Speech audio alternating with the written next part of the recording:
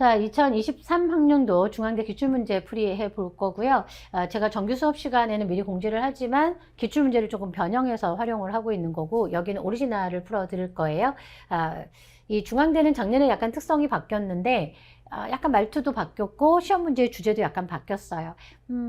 그것이 아마 생명공학과도 같은 시험지를 봐서였지 않았을까라는 생각이 들고, 올해는 만약에 약학대학이 시험을 본다면 따로 별도로 시험을 낼지, 인원수가 적어서 그냥 같은 시험지를 볼지에 따라서 중앙대 문제 성향은 또 바뀔 수 있어요.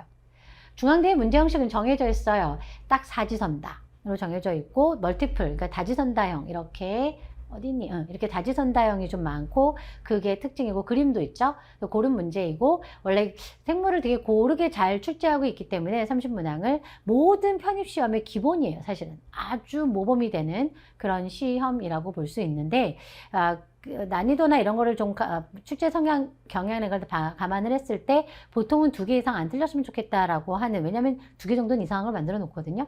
그런 학교였으나 작년에는 조금 더 합격선이 낮았을 거라고 생각을 합니다. 조금 낯선 문제들이 제법 많았으니까요. 시험 본 직후에 우리 인강 쪽에서 학습 질의해 주셨던 분들이 많이 있었거든요. 그때도 저 그때 문제를 들으면서 이런 것이 이렇게 나왔단 말이야? 라고 그때도 약간 좀 달라졌는데? 라는 생각이 있었던 시험지였습니다.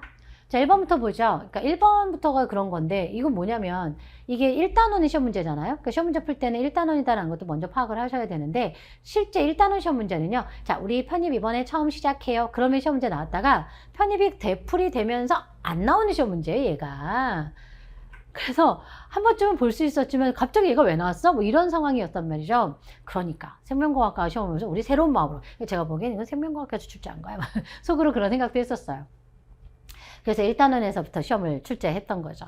자, 시험 문제 푸는 요령 위주로 이번엔 강의 진행할게요. 저는 원래 이론 설명도 많이 드리는 편인데, 올해는 조금 이제 문제풀이를 이제 직전 해야 할 때는 좀 많은 문제를 드리고 싶다는 생각에 문제풀이를 조금 최소화하지 않을까라는 생각은 합니다만, 그리고 요령이 부족하다는 경우가 좀 아쉬운 게 많았었어요. 그러니까 뭐냐면 이론은 많이 아는데 성적이 안 따라오는 경우가 종종 있더라고요. 그러니까 요령은 이렇게 구합니다. 자, 가장 첫 번째. 여러분들 풀지 마세요. 여러분들의 생각으로 풀지 마세요. 제가 푸는 걸로 하세요.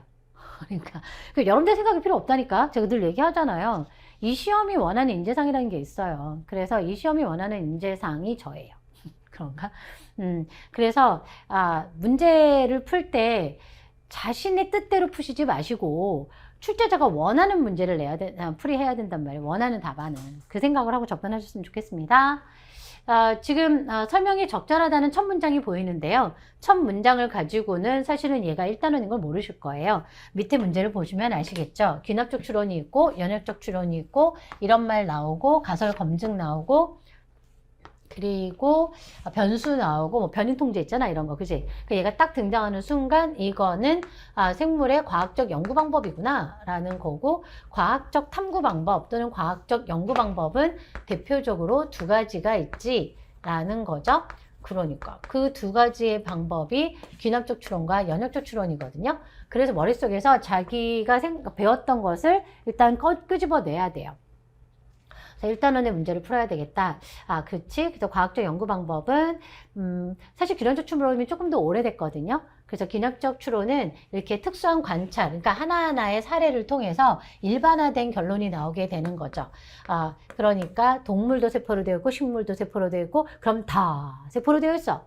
생물은 모두 다 이렇게 일반적인 결론으로 끌어내는 세포설이라던가 또는 샤가프 법칙이라던가 아데닌의 함량, 구아닌의 함량을 더한 값은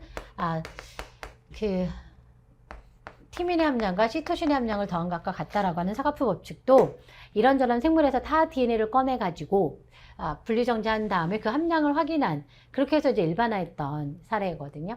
그러니까 이 2가지 대표적인 예제를 볼 수 있습니다. 그러니까 특수한 관찰을 통해서 일반적인 결론에 도달한 것이 귀납적 추론입니다. 답을 찾아버렸는데. 이거 옳은 표현이에요? 네. 그러나 일단 좀 가볼게요. 공엑스를 먼저 하세요. 공엑스를. 데이터를 수집하고 분석함으로써 결론, 똑같은 말이야. 데이터를 수집했잖아요. 분석했잖아요. 이게 이 데이터라고 하는 게 개개인의 사례잖아요. 개개인의 사례. 그 각각의 사례를 가지고 결론을 도출했다. 그건 귀납 접이죠. 예. 그래서 연역적 추론이 틀렸습니다. 연역적 추론은 일반화된 가설을 만들기 위해서 물론 이런저런 사전 조사는 합니다만 그래도 일반화가 먼저 나오는 게 중요해요. 그리고 연역적 추론은 뭐니 뭐니 해도 그래서 답을 먼저 내려줘. 그 답이 가설이에요. 그래서 자기가 생각하는 과학적 호기심에 그 가설을 먼저 세우고 그 가설을 실험으로 검증하죠. 그러나 꼭 실험만 있는 건 아니죠. 예. 왜냐면 요즘에는 그렇잖아. 이렇게 왜냐면 이것도 실험이라고 하는 것이 아니라 요즘에 뭐 이론 물리학 이런 것이 있는 것처럼 저희도 데이터로도 얼마든지 증명할 수 있습니다. 더더군다나 인터넷에 워낙 많은 데이터가 올라와져 있는 상황들이거든요. 그래서 꼭 실험을 통해서만 하는 건 아닙니다. 연구자에서 조절되는 변수를 독립 변수라고 하게 되고 그러한 그러니까 우리가 만든 거죠. 바꿨었네요. 우리가 변수를 줘. 그리고 그 변수에 의해서 그러니까 이게 그런 뜻이야. 그러니까 변수에 종속되어서 그 결과가 나타난다는 거지. 변수에 종속되어서. 예, 그래서 이 두 개가 바꿔 써졌네요. 이거는 이제 실험을 할 때의 자세이고요. 그러니까 실험을 할 때 이런 변수가 등장을 하게 되는데 변수를 최소한 하나만 만들어야 되고 나머지를 다 똑같이 만드는 걸 변인 통제라고 합니다.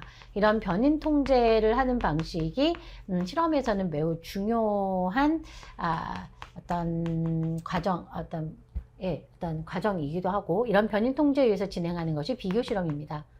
죄송합니다. 나 맨날 이래. 이거 하지 말라 그러니까 꼭 이래. 통제된 실험, controlled experiment. 그러니까 이게 단어가 좀 힘들잖아. 그러니까 controlled experiment. 그러니까 통제된 실험이라고 합니다. 이 통제된 실험은 실험구와 대조군으로 나누어서 대조군은 변수를 안 주는 거고 실험군에다가 독립 변수를 주어서 그거에 따른 결과, 종속적으로 나타나는 결과를 확인하는 거죠. 그러니까 비교 실험은 상황을 바꾸는 겁니다. 그러니까 환경을 이런 대조구와 실험구는 그대로 두시고 환경 조건을 바꿔서 상황 조건이나 이런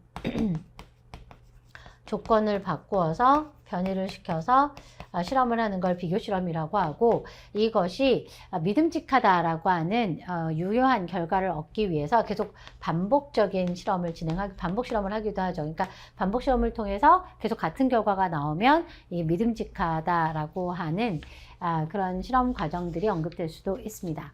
자, 여기서의 답은 2번이었습니다. 그러니까 나머지는 틀린 부분을 찾아서 X를 하는 거죠. 시험 문제 풀 때 X, 0, XX 그리고 이거니까 결국 틀렸으니까 이렇게 표기를 먼저 합니다. 저는. 그리고 마지막에 다시 한번 확인합니다. 설명이 적절한 것, 동그라미 이런 식으로. 이제 워밍업 할 때 좀 시간이 걸려.